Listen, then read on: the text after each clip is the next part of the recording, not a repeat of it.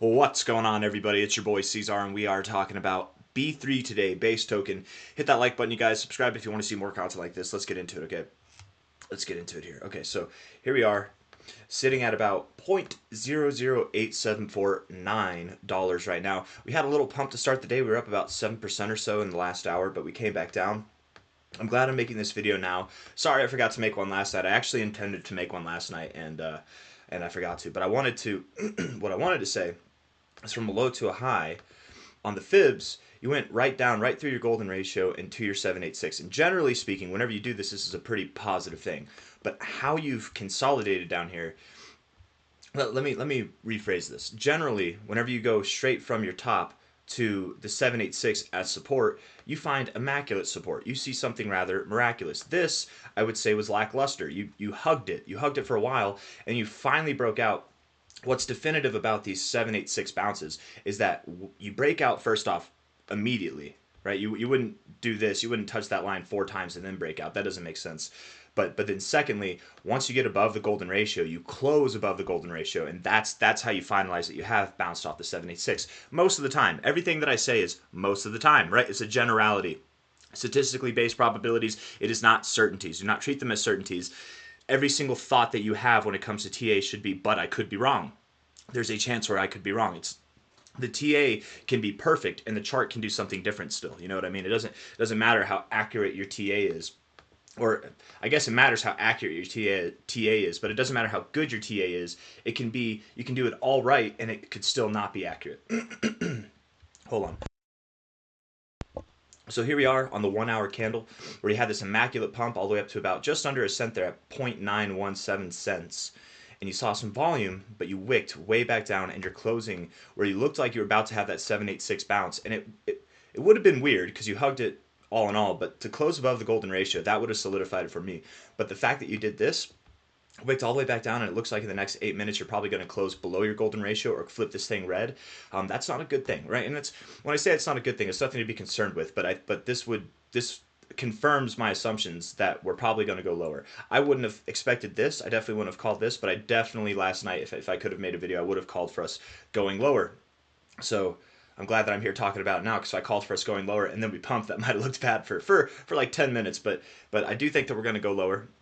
Now, with this, there's a couple of possibilities. The fact that we tried to get above the golden ratio and now we're going to close probably right at it, showing resistance, to me, that does encourage the thought that you could go to the 1272, 1618 extension areas. Just for price reference, that's at 0.0069 essentially to 0.006 in that area, which would be on a percentage basis from the current price of about 0.00868. That would be a drop of about 20% to 30%. So this will be confirmed if you close a 1 hour candle below the 886. Now there is still a chance, of course, that you could close a 1 hour candle below the 886, find a double bottom. You could get a slightly lower low and find a slightly lower double bottom. That can happen. It's not as common, but it can happen. Again, generalities, nothing's guaranteed, so it's important to address all the scenarios. Don't think that just because we break through here that you're going down here, because then you might miss an opportunity to buy a double bottom if it looks like a double bottom. You know, just as important as it is to close below this line to activate the extensions, if you close below it but then close back above it, that gives us a little bit of, you know, what if we bounce kind of scenario. And especially if you start getting above other fib levels, especially the golden ratio from that bounce, that would solidify this as a low. So be prepared for any outcome if you can. Closing below the 886 is what would enact us to this 1272, 1618 range. That price, just so you know, is at about 0.0079. Just a little bit above there, but 0.0079 essentially. If we close a 1 hour candle below that, that would be good enough for me to consider that from here we'll be dropping an overall 20 to 30%. Now we could go lower. Of course we could go lower.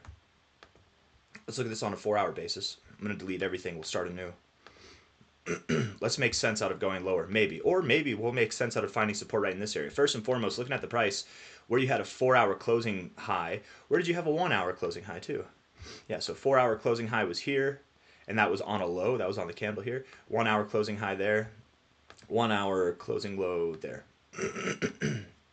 Just because it seems like your 1 hour RSI is being respected. You've got some pretty noticeable trends here. I feel like your 1 hour time frame, because you're such a new chart, might be more useful.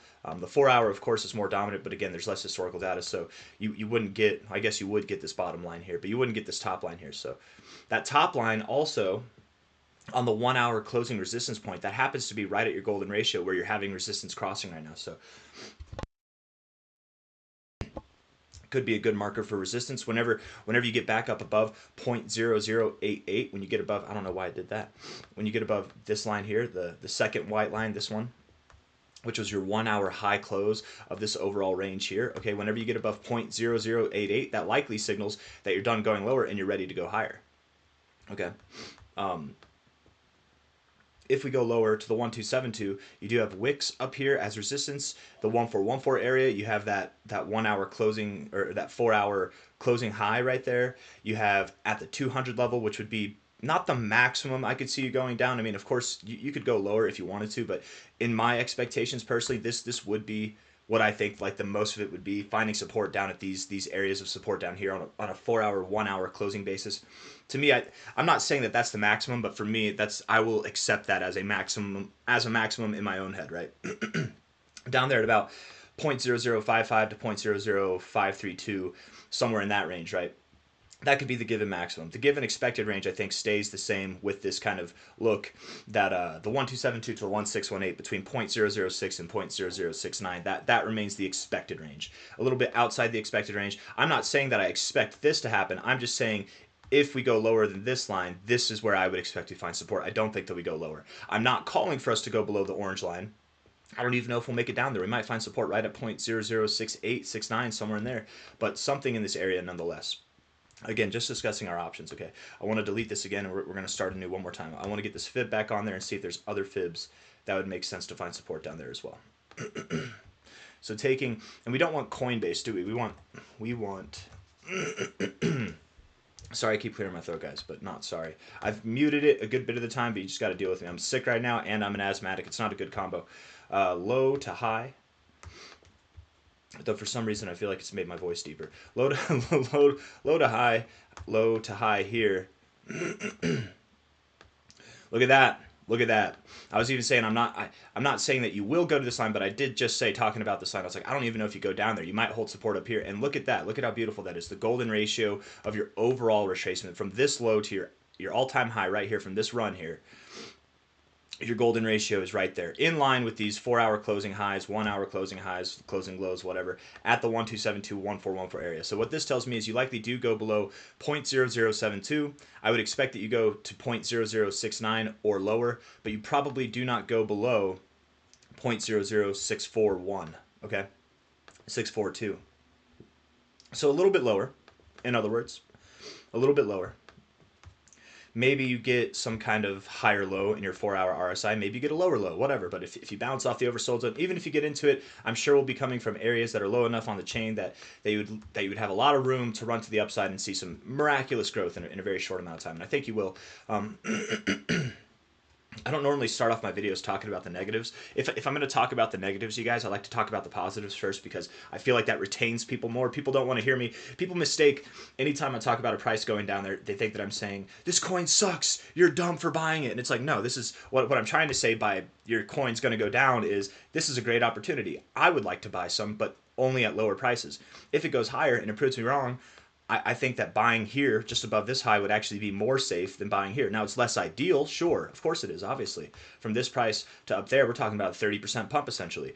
But again, I mean it, I think it's less risky to buy here than it would be to buy here. Why is it less risky? Because up here, you are more inclined to grow. Right here, you are more inclined to decrease. So in this land of in between, I'm going to sit out. If I'm looking to buy B3, I think I'd just wait until you're at 0.0069 or lower, you know. And then from there, the rest is history, man. You're going to go up to new all-time highs. It's going to be phenomenal. I mean, from where you are right now to your current all-time high, that's a 134% growth, let alone if you go all the way down to 0.0065 0.5, let's just say, that'd be a 200% growth, let alone if you see extensions, which you likely will see extensions after this. We just can't move, we can't judge where the extensions will be, because right now this is our low. Anticipating a lower low means that we would go, somewhere down. If we go to this high, our minimum target would be 2.6 cents. If we go all the way to the bottom of the range, the minimum target shifts to 2.8 cents. So probably somewhere in there for our minimum target. But again, it's completely inappropriate because we don't even have the low. So I'm just guessing at this point, right? You could pull the low down and be like, look, if the golden ratio is right here at this area, maybe that's where the low will be. And that low lines up perfectly with this low. And maybe it works out. Maybe we go specifically down to 0.00412. I want to say if we do, it's fine. I don't expect this thing to just die. I think it's going to do well. So the lower it goes, the better the opportunity. Not the worse off it is. Not the more inclined you should be to sell. The more inclined you should be to buy if it goes lower.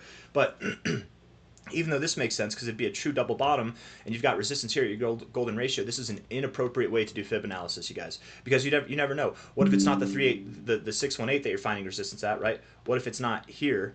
You can't draw. This is why you can't draw fibs like this, because what if you only go down this low and your resistance is at the 0.5? What if you go there? What if it doesn't even matter what lines it's interacting with? You know what I mean? So we can't gauge where this fib is going to be. Therefore, we can't gauge where our minimum and maximum expected targets are. We can kind of guess, but it's just guessing at this point. So lower first, then higher. Probably over the coming week, we'll start working our way higher. Probably over the coming days, we'll work our way lower, if not just today. That's all I got for you. If you like the video, hit the like button. Subscribe if you want to see more content like this. Thank you all for being here. I'll see you on the next one. Take it easy. Bye-bye.